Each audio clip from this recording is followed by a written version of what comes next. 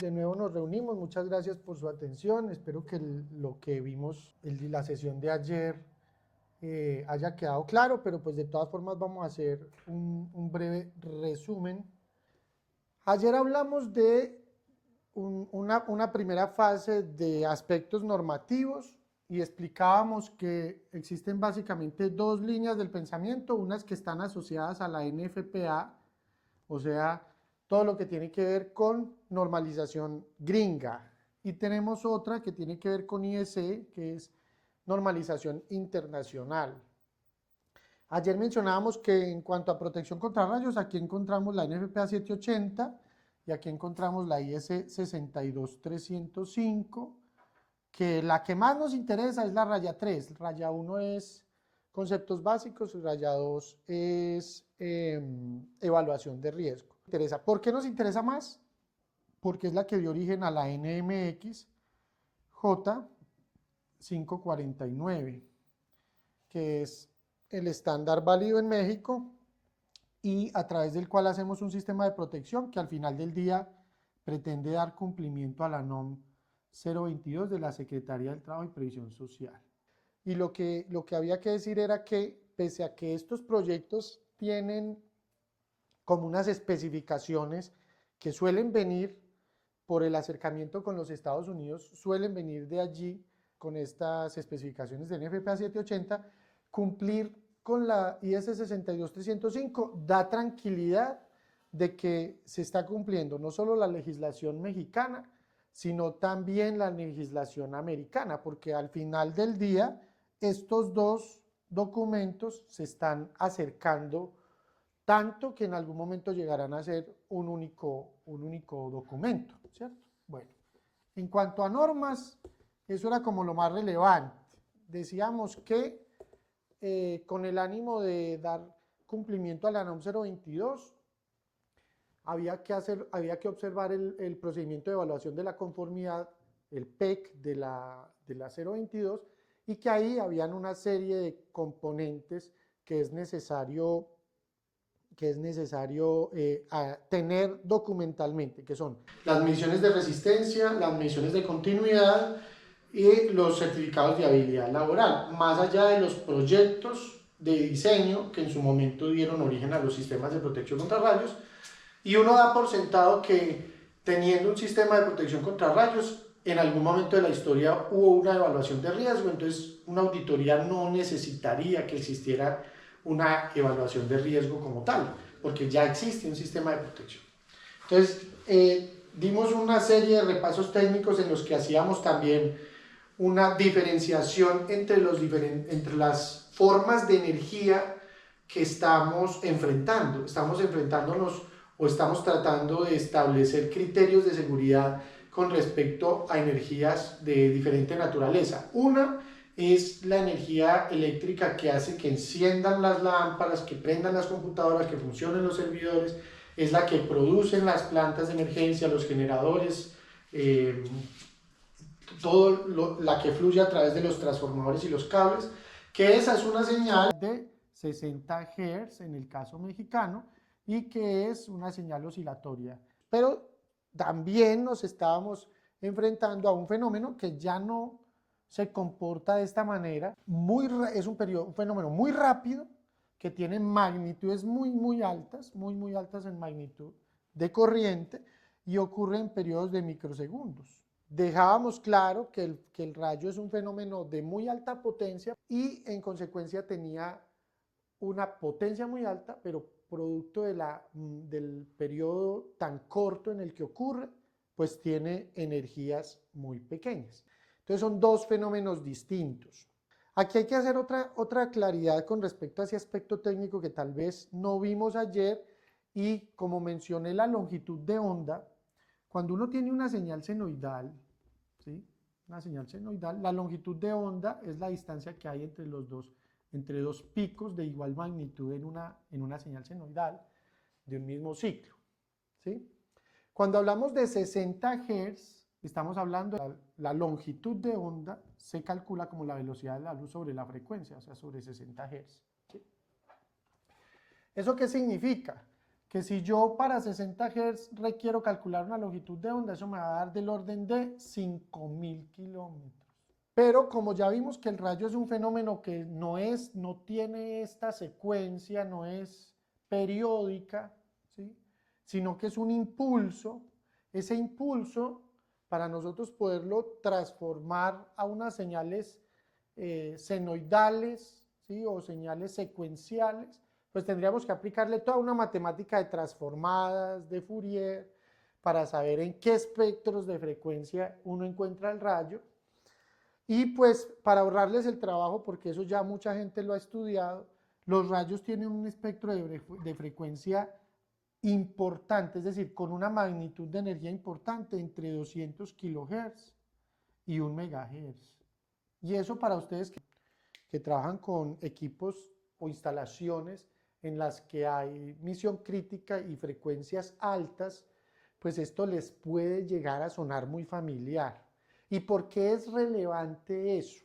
Porque cuando yo tomo el extremo superior del espectro de frecuencia del rayo y calculo la longitud de onda para ese espectro de frecuencia, específicamente para 1 MHz, como para hacer los cálculos rápidos, pues entonces yo cojo la velocidad de la luz y en lugar de dividir entre 60 lo divido entre 1 mega, y me da que la longitud de onda de un rayo, ¿sí? Del orden de 1 MHz, esa longitud de onda va a ser de 300 metros, ¿sí? En lugar de 5000 kilómetros. Y eso es bastante importante. Vamos a quedarnos con estos dos datos y de ahí partimos para lo que vamos a hacer el día de hoy. ¿Y eso por qué es tan importante? Porque resulta que cuando nosotros queremos hacer análisis circuitales a través de los modelos matemáticos, solo podemos utilizar parámetros concentrados cuando el tamaño del circuito es cuando menos 20 veces más pequeño que la longitud de onda. Es decir, que si yo quisiera en un conductor eléctrico, ¿sí? En un conductor eléctrico, medir la resistencia de ese conductor y poner un único valor entre esos dos extremos de ese conductor, poner el valor de resistencia medido ahí, ¿sí? La señal que yo voy a hacer atravesar a través de él, ¿sí? Debe ser cuando mucho 20 veces más grande que el tamaño de ese conductor.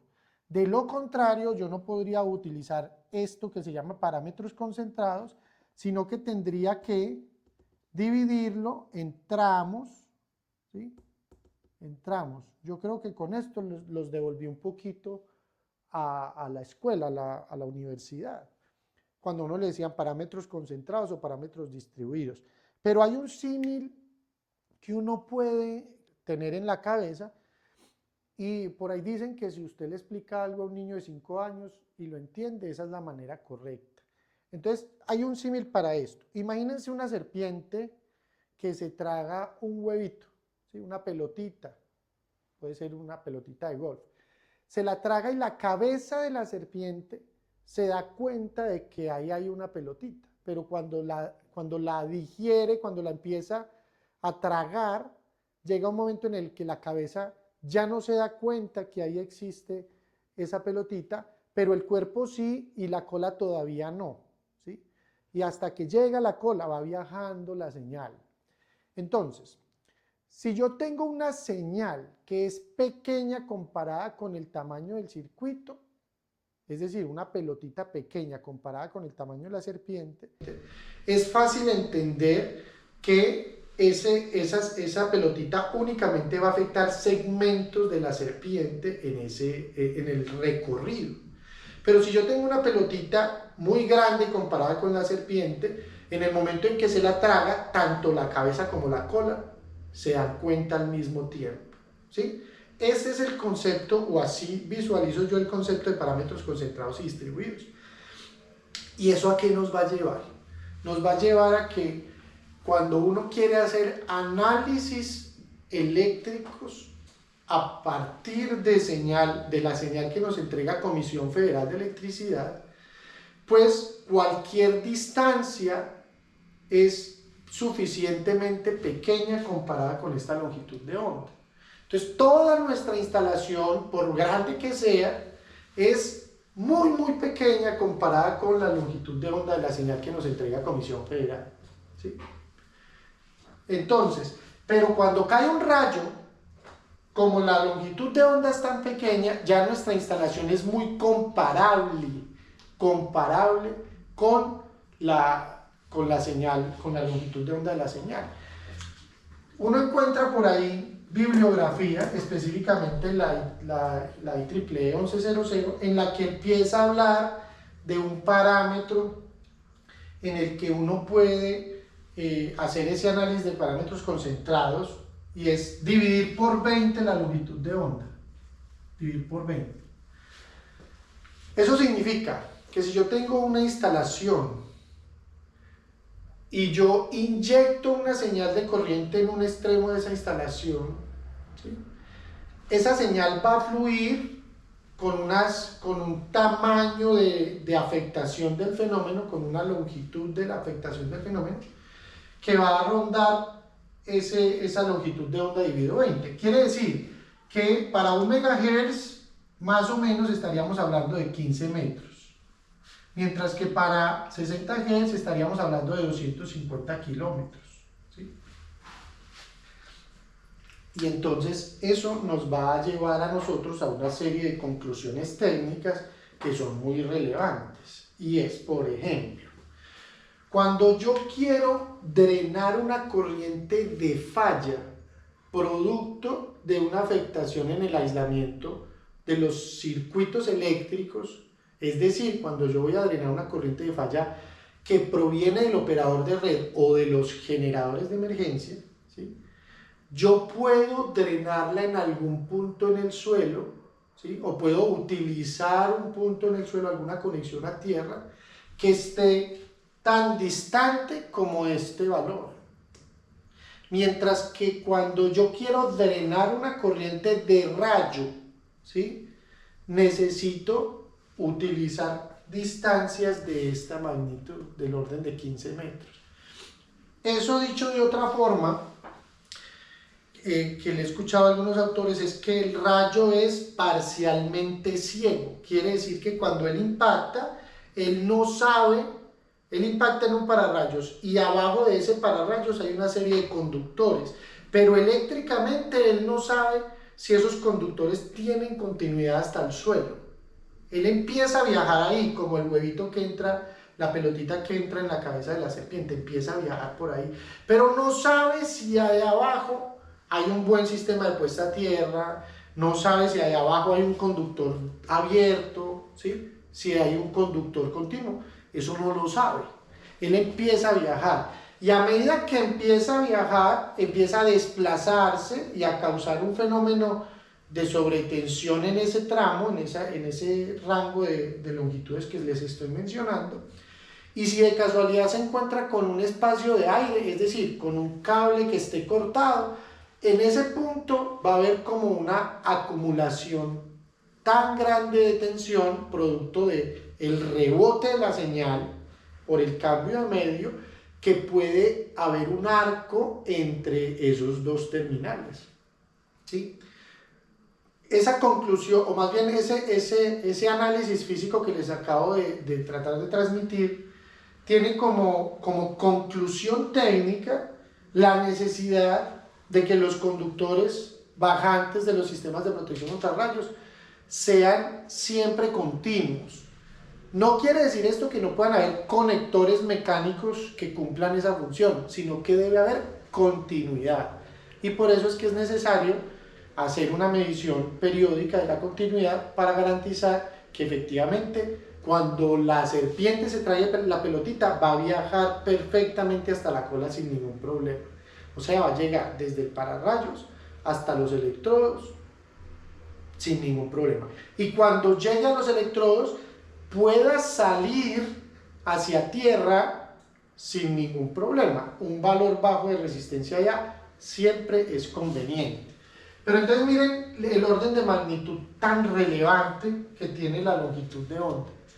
Es sumamente importante, porque este parámetro de 15, 20 metros por ahí, nosotros lo vamos a ver reflejado en especificaciones de norma. Esto no es tanto para ustedes, sino para quienes eventualmente van a diseñar un sistema de protección. ¿Por qué? Porque la norma va a decir, ponga las bajantes cada 10, cada 15, cada 20 o cada 25 metros, dependiendo del nivel de riesgo, del nivel de protección, por lo tanto. ¿Y eso de dónde viene? Pues viene de acá, viene de entender que el rayo es un fenómeno que tiene un espectro de frecuencia muy amplio, que tiene unas magnitudes energéticas en el espectro de frecuencia entre 200 kHz y 1 MHz, que ya son importantes, y que entonces se comporta más como un fenómeno de alta frecuencia que como un fenómeno de baja frecuencia. Y todo lo que eso implica. Si ustedes recuerdan, en la universidad a uno le explicaban el efecto piel, ¿sí? El hecho de que la corriente o la señal que uno hace transmitir, que uno quiere transportar a través de un conductor, a medida que tiene mayor frecuencia, usa principalmente la superficie y no usa tanto el centro de los conductores por el famoso efecto piel. Y eso a su vez también tiene implicaciones o conclusiones técnicas que la norma ha incluido dentro de esos criterios de diseño, como por ejemplo que es preferible un conductor plano que un conductor cilíndrico, ¿sí? No necesariamente trenzado, pero si tengo un conductor plano, tiene menor reactancia inductiva, tiene menor oposición al paso de corriente, producto de que la señal de alta frecuencia que trae un rayo viaja principalmente a través de las superficies. Y uno eso lo puede trasladar también a otros aspectos, como por ejemplo, que si yo quiero usar un techo como un elemento conductor, como un elemento del sistema de protección contra rayos, es viable sin importar que el techo sea delgadito. ¿Por qué? Porque estamos hablando de unas superficies grandes y los rayos viajan principalmente a través de las superficies. Y ahí les va un dato que tiene que ver con la protección de las personas. Se habla alrededor de 240.000 muertos al año por rayos a nivel mundial, pero también se habla de que por cada uno de esos muertos hubo 9 más que no murieron, pero fueron accidentes producto de los rayos. O sea, un rayo cae y afecta mortalmente a 1 de cada 10 personas a las que impacta. ¿Cuáles son las consecuencias médicas que tiene una persona que es impactada por rayo y que no muere? Principalmente quemaduras superficiales, ¿sí? Y daños al sistema nervioso periférico, ¿sí? Si las afectaciones más grandes que produce un rayo impactando en una persona son de la misma naturaleza de las afectaciones más grandes que hay cuando un rayo impacta en un pararrayos o en un árbol. Y recuerden, en el punto de ingreso, en el punto de impacto hay una perforación, ahí hay una pérdida de material. Entonces las personas que sufren impactos de rayos directos en la cabeza es como si les dieran un balazo, literalmente, ¿cierto? Se parece mucho a eso. Mientras que si hay impactos, por ejemplo, sosteniendo una varilla, pues fluye la corriente, pero no está la afectación de la perforación en la persona. Normalmente las personas que son impactadas por rayos en la cabeza, esas sí fallecen inmediatamente, porque ahí hay una perforación. Pero ocurre mucho, por ejemplo, que personas juegan golf y cuando levantan el palo sufren un impacto y la corriente fluye a través del palo, luego entra a las manos, sale a través de los pies y hay quemaduras y afectaciones en el sistema nervioso periférico, pero no mueren. Y lo que les decía ayer también, otra de las cosas que mencionábamos ayer, es el hecho de que una persona cuando es impactada por un rayo puede perfectamente ser auxiliada inmediatamente porque no almacena energía. Distinto a cuando la afectación o cuando la electrización es producto del contacto con un elemento energizado. Eso también lo mencionábamos ayer. Y observen que esto está más dirigido a lo que es la 029 que a la 022, pero ya que estamos aquí, hay que tener esos criterios de seguridad bien claros. Una persona que se electriza tocando un elemento energizado producto de mantenimiento eléctrico, ya no tiene esas afectaciones que les menciono superficiales, sino que tiene afectaciones internas. Sus órganos internos se afectan más, por tanto es más probable que sufran los riñones, que sufra el hígado, los pulmones, etc. El corazón, etc. Bueno, eso era lo que habíamos hablado ayer acerca de mucho de lo que habíamos hablado ayer y un poquito de complemento para iniciar entonces con el tema de mediciones. Cuando yo tengo, voy a hablar en principio de un sistema de puesta a tierra que cualquiera sea la forma que tenga, yo lo puedo representar con este símbolo y este sería como el nivel del suelo, ¿sí? Cuando yo hablo de sistema de puesta a tierra, lo represento con este símbolo que son únicamente 3 rayitas, pero eso puede estar representando cualquier configuración de puesta a tierra que esté allá. Es decir, esto no representa exclusivamente una varilla, tampoco representa exclusivamente una malla, ¿sí? Tampoco representa exclusivamente una delta. Cualquiera de esas configuraciones es un sistema de puesta a tierra. Solo que cada una de esas configuraciones pues tiene unas especificaciones particulares. Luego nos enfocamos en algunas. El método que nosotros usamos para hacer la medición de resistencia de puesta a tierra se llama el método de caída de potencial. Y utiliza un análisis que es el análisis del 62%.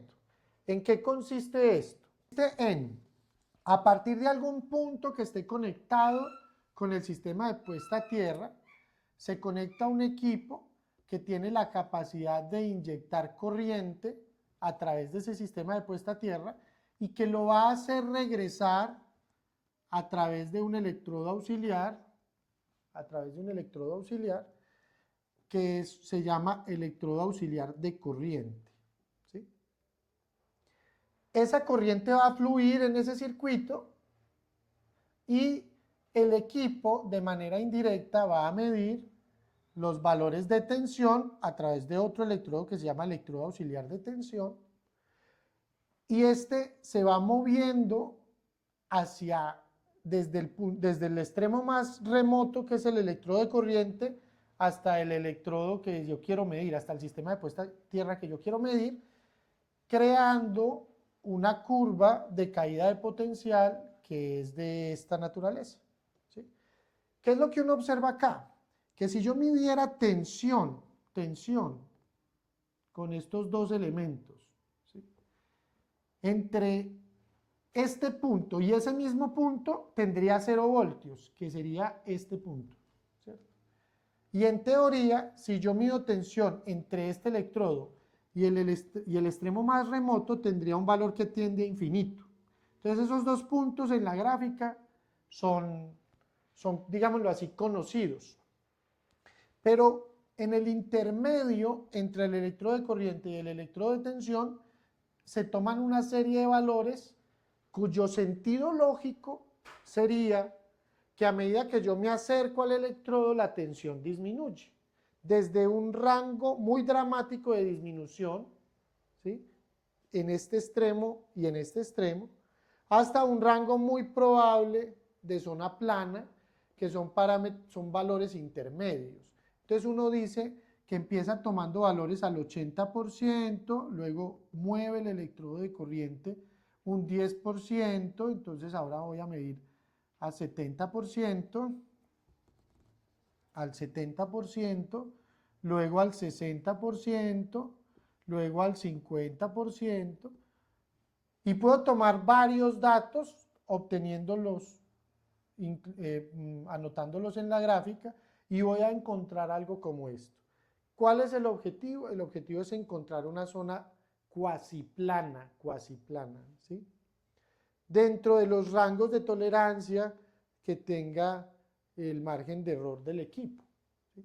Y esa zona casi plana debería ser tal que al 62%, aquí no está pues obviamente a escala porque lo dibujé un poco mal, pero al 62% estaría el valor de resistencia.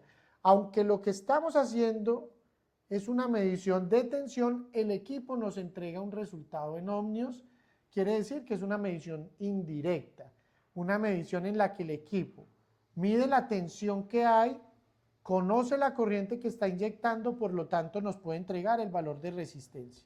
¿Sí? El valor de resistencia. Quiere decir que el valor de resistencia está al 62% de esa distancia total entre el electrodo que yo quiero medir y el electrodo auxiliar de corriente. ¿Sí? Pero surge una especificación, o hay una especificación a la hora de hacer esto. Y es, cuando yo decido la posición del electrodo de corriente, tengo que conocer la configuración del sistema de puesta a tierra. Porque como quien desarrolló este método de medición, estableció que la distancia de separación del electrodo de corriente debe ser una que se multiplique por 6 a partir de la configuración del sistema de puesta a tierra. En el caso de una malla, por ejemplo, la mayor distancia entre cualquiera de dos puntos de esa malla, que en este caso podría ser, por ejemplo, la diagonal, ¿sí? Ese es el valor que yo tengo que multiplicar por 5 o 6 para poderme alejar lo suficiente. De lo contrario, lo que yo voy a estar es inmerso en una zona de influencia del sistema de puesta a tierra y la medición no me va a dar así, me va a dar con una pendiente diferente. ¿Sí? Normalmente para esas mediciones se ocupan una distancia de 21 metros entre el electrodo y la 21 varilla metros. más lejana. Ajá. Sí, Bueno, es lo que yo conocía. sí, bueno, eso es Entonces, lo esa interesante. distancia, ajá. Mira, cuando se venden equipos de medición, esos equipos de medición traen un cablecito con una longitud de 20 metros, ¿sí? Y pretenden o se venden como si con eso se pudiera vender, se pudiera medir cualquier sistema de puesta a tierra, pero la realidad es que no. Lo que pasa es que el sistema de puesta a tierra más común, que es el que uno tiene en una casa para conectar el neutro de una acometida, pues simplemente consiste en una varilla de 2,40. En el caso colombiano, 3 metros en el caso mexicano. Si yo multiplico por 6 el tamaño de la varilla, entonces sí estoy en ese rango. ¿Sí? Pero la realidad no es esa. La realidad es que los sistemas de puesta a tierra pueden llegar a ser tan grandes como los que ustedes tienen en esas naves. Eso significa que yo debería estarme alejando muchísimo más para poder lograr estar en una zona plana. Ojo, aquí hay una influencia del mismo terreno que va a lograr, que va a permitir que esa zona plana tal vez no se consiga con distancias tan grandes, puede que se consiga con distancias más pequeñas, pero el método no puede extenderse de manera directa a cualquier sistema de puesta a tierra, porque el resultado no va a ser una zona plana. ¿Qué pasa cuando uno construye un electrodo auxiliar? Cuando uno construye un electrodo auxiliar que no está lo suficientemente lejos, lo que va a ocurrir es que la gráfica no va a dar así. Supongamos que es esta, ¿cierto? La gráfica no va a dar como la dibujé con una zona plana, sino que va a dar algo así, ¿sí? Eso va a dar una pendiente. O puede ser que dé algo así, ¿sí? Va teniendo una pendiente. Y entonces yo ya no sé si el valor de resistencia está al 62%. Es necesario entonces aplicar un criterio diferente. El método seguirá siendo el mismo. Yo tomo mi sistema de puesta a tierra, me alejo todo lo que pueda físicamente.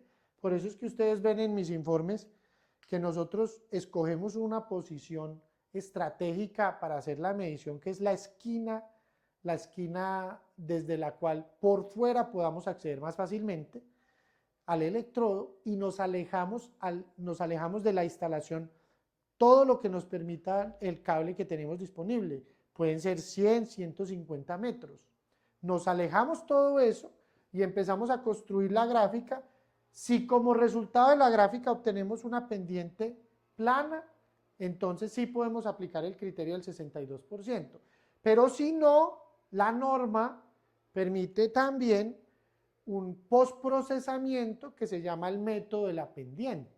Y el método de la pendiente es calcular un valor μ a partir de las mediciones a 70 menos las mediciones a 60 sobre las mediciones al 60 menos las mediciones al 50% en todo caso, en todos los casos, ¿sí? Y eso nos va a dar un valor K, y ese valor K va a reemplazar al 62% y hay que entrar a una tabla. O sea,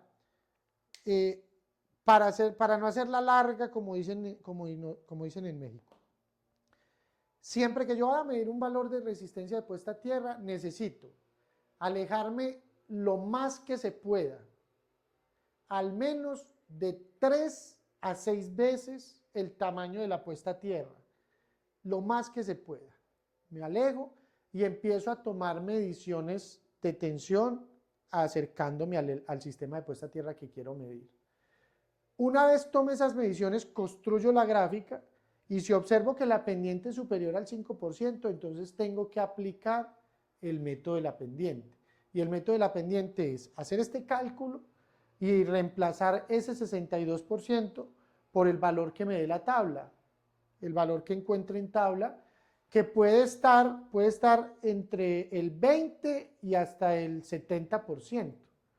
Y eso es sustancial, porque hay instalaciones en las que las exigencias del valor de resistencia de puesta a tierra son muy grandes y por más que la gente instala buenos sistemas de puesta a tierra, a la hora de medir, miden mal y el valor de resistencia que entregan es equivocado. Y como consecuencia de esa medición mal hecha, terminan implementando más sistemas de puesta a tierra, agrandando los sistemas de puesta a tierra típicamente de manera innecesaria. Como consecuencia de estar muy cerquita, el valor de resistencia puede parecer muy pequeño cuando en realidad sea muy alto, ¿sí? O lo contrario, puede parecer muy grande cuando en realidad sea pequeño y uno tiene que hacer la medición conforme la norma, ¿sí? Bueno, entonces esta es la medición de resistencia.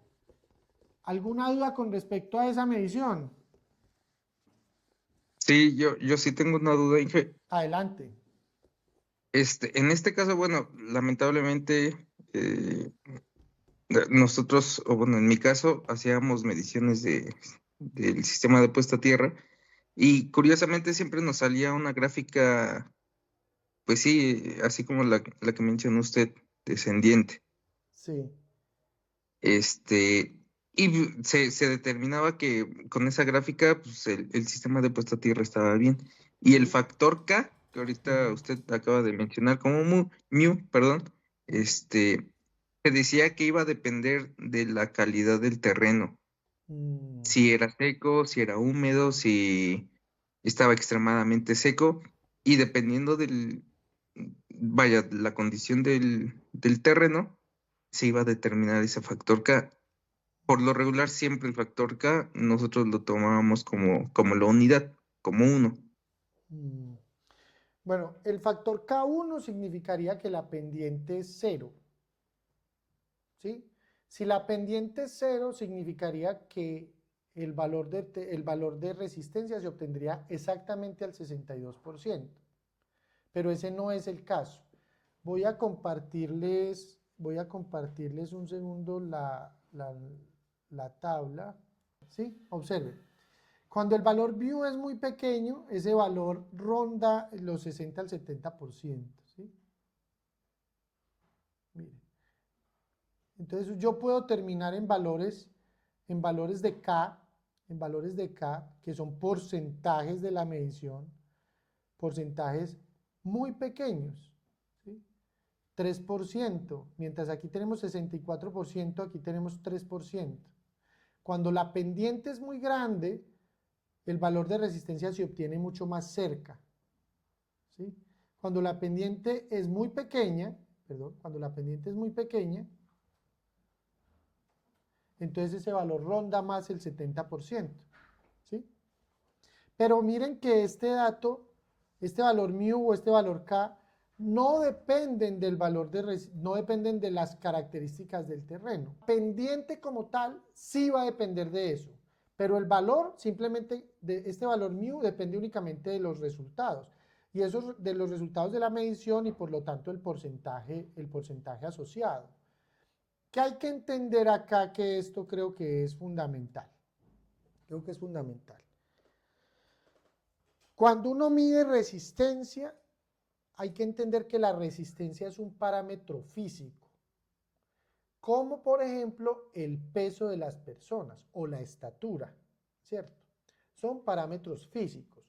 Sin importar el método a través del cual usted mida el parámetro físico, el resultado debería ser el mismo. Pero no es lo mismo que yo me pese hoy a mis 42 años a que me hubiese pesado a mis 20 años. Yo a los 20 años pesaba 55 kilos y hoy a los 42 peso 70 kilos, ¿sí? Entonces, el momento en el que se toma la medición es una fotografía, es un instante y ese instante depende de lo que haya ocurrido en el entorno de ese sistema de puesta a tierra en los días previos. Si la medición se toma en días lluviosos, es muy probable que la humedad todavía se conserve y el valor de resistencia que yo mida sea bajo, artificialmente bajo, que es lo que preocuparía. Entonces, la recomendación de la norma es, y eso si ustedes ven mis reportes van a observarlo, siempre se recomienda que las mediciones se hagan en las mismas condiciones climáticas y las mismas condiciones técnicas para que se puedan comparar año con año. Aún así, el resultado puede necesitar criterio a la hora de leerse, porque si yo les presento a ustedes una medición el año pasado y me da un ohmio y vengo este año y me da 4 ohmios, probablemente alguien diga, venga, se multiplicó por 4, ¿qué pasó con el sistema de puesta a tierra? No, acumule las mediciones anuales durante varios años para poder tener criterio de si esa medición de 4 ohmios fue atípica, producto, por ejemplo, de que se retrasó el proceso de contratación de la medición y se hizo un mes después que el año anterior, ¿sí? O se adelantó un mes y como consecuencia nos tocó un periodo de estiaje fuerte, no hubo lluvias. Entonces, esas son cosas que uno puede ir observando en la medida en que tiene suficiente información histórica. Pero sirve para eso. Si yo logro obtener mediciones en las mismas condiciones climáticas y técnicamente de la misma manera, incluso de manera preferente con los mismos equipos, con los mismos grados de calibración y demás, entonces puedo darme cuenta si el cambio en un valor de resistencia es crítico o simplemente es circunstancial, ¿sí? Eso es lo mismo que cuando ustedes hacen las mediciones anuales del aislamiento de los conductores. Como los conductores suelen estar sometidos a condiciones ambientales o de operación muy parecidas un año con otro, entonces sería muy raro que uno obtuviera variaciones en las mediciones de aislamiento de un año a otro muy fuertes. Como consecuencia, si ese fuera el caso, llamaría la atención inmediatamente al personal de mantenimiento. O sea, el personal de mantenimiento tiene que tener muy claro que las mediciones de resistencia a esas mediciones se les tiene que dar lectura con suficiente criterio, como para que se pueda determinar si se requiere o no alguna acción correctiva producto de un incremento atípico en el valor de resistencia, distinto al del aislamiento. El del aislamiento se tiene que ver con una lupa diferente porque ahí las condiciones ambientales es difícil que cambien tanto como a las que están sometidas a un sistema de puesta a tierra. Como para resumir, criterios importantes son distancia de separación del sistema de puesta a tierra. Para poder hacer la medición no pueden ser 20 metros. tiene que ser tanto como sea posible, técnicamente, de preferencia, valores que superen los 3, 5, 6 veces el tamaño de la puesta a tierra, ¿sí? De preferencia. El resultado debería ser una curva cuasi plana con unas pendientes inferiores al 5%. Si como resultado la pendiente es muy alta, entonces es necesario aplicar el método de la pendiente, calcular μ, obtener K y reemplazar el 62% por ese valor de K, y con eso estamos cubiertos, ¿sí? Bueno, la siguiente medición sería la medición de continuidad. Y esa medición se hace entre cualquier elemento metálico que esté en cubierta o que esté dentro de los cuartos, o que sea eléctrico o no eléctrico, sin importar cuál sea la naturaleza del elemento.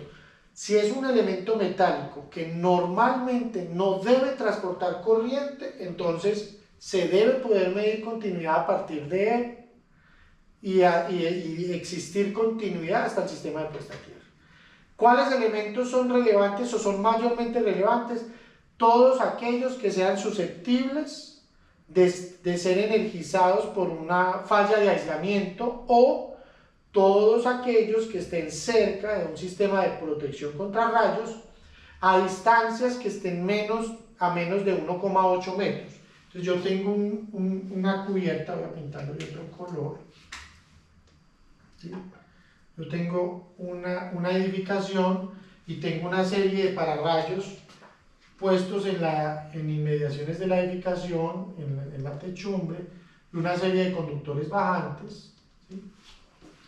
Y entonces yo puedo empezar a medir desde el pararrayos, medir continuidad. Normalmente la continuidad se mide pasa o no pasa, ¿sí? Con un pitido. ¿Por qué? Porque no existe un criterio de norma claro, específico para la continuidad, o salvo por allá hay una norma de carácter militar en la que se habla de menos de un ohmio, de menos de 10 ohmios, pero uno puede medir simplemente continuidad desde un punto hasta otro, y si hay continuidad auditivamente es suficiente. Lo que nosotros hemos hecho es que no lo medimos con audio, sino que sí medimos el valor de resistencia, pero ese bucle que está midiendo el equipo de medición no solo incluye la trayectoria a través de los elementos metálicos desde el punto de medición 1 hasta el punto de medición 2, sino también los conductores de medición, ¿sí? Esos conductores se miden por separado, se conecta este punto con este punto, se miden por separado y se restan. Por eso es que ustedes en mis informes van a encontrar una tabla en la que hay la resistencia de los conductores de medición y la resistencia del punto de conexión. Luego se hace una resta y el resultado sería la resistencia que hay desde este punto hasta este punto. Esa medición se hace aleatoriamente, se toman una serie de puntos, un muestreo, y con ese muestreo se puede, junto con el registro fotográfico, identificar si el sistema de puesta a tierra de protección contra rayos tiene continuidad o no, ¿sí? Y yo puedo trasladarme, yo puedo iniciar acá para saber que este punto tiene continuidad hasta este electrodo, y después decir que voy a medir desde esa punta hacia la siguiente, ¿sí? Porque si hay continuidad entre este punto y entre este y este, entonces quiere decir que entre la terminal 2 y el electrodo también hay continuidad. Esa medición es válida y yo puedo medir desde ahí hasta, por decir algún barraje de puesta a tierra que haya en alguna parte, ¿sí? Y después desde ese barraje medir hacia los elementos que están interconectados a ese barraje. Eso es válido. También se puede, o también se hace, medir continuidad entre un electrodo y otro electrodo, que esa medición la hacemos nosotros con regularidad en las instalaciones de ustedes. Para los que han tenido la oportunidad de acompañarnos en las mediciones, lo que nosotros hacemos es abrimos todos los registros que hay, por decir algo, enfrente de los transformadores, al lado de las puertas de acceso hacia los cuartos técnicos y hacia los cuartos eléctricos, y hacemos mediciones entre el electrodo y el transformador, entre el electrodo y el generador que está más atrás, entre el electrodo y el barraje de puesta a tierra que está en el cuarto, entre un electrodo y el siguiente, y así sucesivamente. ¿Por qué razón se hacen las mediciones de continuidad, no solo entre los elementos metálicos, sino también entre los electrodos? Porque la NOM 001 establece en la sección 250-50 que en una instalación pueden haber electrodos para diferente propósito, pero todos han de conectarse entre sí. Entonces, ha existido una discusión durante algunos años, lastimosamente infundada, sobre la necesidad de que los sistemas de puesta a tierra estén separados, ¿sí?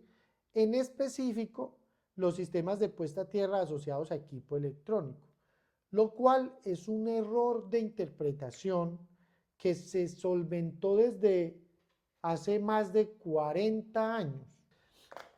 Y eso nos da pie a la siguiente sección que vamos a compartir con ustedes. Cuando hablamos de la NOM 022, estamos hablando de control de electricidad estática. El control de la electricidad estática permite, o desde el punto de vista de la 022, la seguridad de las personas. Pero como los sistemas de puesta a tierra son parte de los sistemas de protección contra rayos, y los sistemas de protección contra rayos son una forma de protección contra la electricidad estática, toda esa secuencia nos une a la instalación eléctrica en general, porque la instalación eléctrica en general requiere de unas conexiones a tierra, que las vamos a explicar, cuyos propósitos hay que entenderlos para saber de qué manera se deben implementar esos sistemas de puesta a tierra como una medida de protección, ¿sí? A ver si me hago entender. Nosotros tenemos un sistema de generación, que en este caso, en el caso de ustedes, son plantas de emergencia, ¿sí?, que están en stand-by y que alimentan unos transformadores que a su vez alimentan unos tableros de distribución, y esos tableros de distribución alimentan unas cargas, ¿sí? Visto desde el punto de vista meramente local, ustedes tienen desde el sistema de generación hasta el uso en una misma instalación. Pero si yo me voy a través de la línea de alimentación del operador de red, tengo lo mismo, pero en otra dirección. Es decir, tengo igual un transformador, pero que a través de un sistema de generación, pero que viene en el origen del operador de red y que llega hasta nosotros a través de redes de transmisión y subtransmisión, que tiene diferentes niveles de tensión, ¿sí? Cuando yo hablo de un transformador eléctrico en una instalación, tengo que tener en cuenta que ese transformador tiene dos funciones de manera simultánea. Ese transformador es una fuente de suministro eléctrico para nuestra instalación propiamente dicha, para nuestros equipos, pero al mismo tiempo es una carga para el sistema de distribución o de transmisión de Comisión Federal, o, en su defecto, es una carga para nuestro sistema de generación local, ¿sí? Y lo que yo debo tener siempre en mi cabeza es que el objetivo de los sistemas de puesta a tierra es lograr que las fallas que puedan existir en la instalación retornen a la fuente de alimentación que esté supliendo la energía en el momento determinado de la falla. ¿Eso qué quiere decir? Yo tengo un circuito eléctrico que alimenta una carga. Esta es la forma más elemental de representar un circuito, ¿sí? Pero ese circuito alimenta una carga que tiene